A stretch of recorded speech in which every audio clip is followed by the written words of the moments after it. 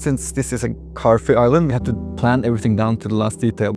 Everything that's in this building has been carried manually out on the site. First on a boat, and then carried up a hill, and then to the site. Everything is prefabricated and pre-cut.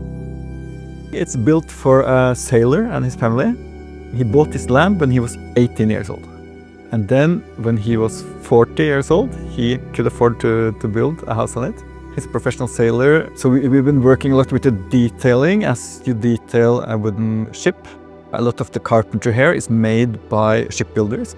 And the cladding on the exterior, it's actually a ship deck that was produced in Denmark in the 1950s. This ship deck had been laying there on the yard for 70 years and not been used. It's very thin, but it's super strong. It's a very small building. It's a footprint of 70 square meters. Every square meter here has a purpose. We don't have any hallways that are just a hallway, for example. It's always a purpose for the space. It's also changing a lot between winter and summer, how it opens and closes. In the winter, you will fire up the chimney, and in the summer, you open up all the doors and invite the nature in. A timber building, you have to feel. You have to experience it, because the experience of being in a timber building is completely different from anything you are accustomed to. So this is the rise of modern timber architecture. It's all about prefabrication. It's kind of that you solve the building down to the last detail on the drawing board.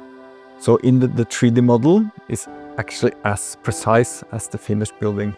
And this way of thinking makes you have much better control of the economy, of the logistics, and also the whole construction system. We can make prefabricated houses that are one-off buildings. They don't have to be duplicated to be able to make them economic. Working with biological material, it brings you back to nature, and it makes us feel calmer, less stressed, happier, warmer. So you get kind of this double effect. We are changing from a very dirty building method, which is concrete really is, to a much cleaner way of building, but it's also enhancing our life.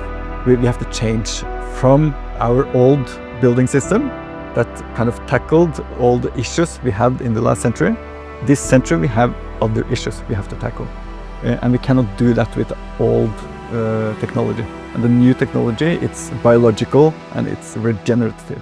It actually grows, so it feels right.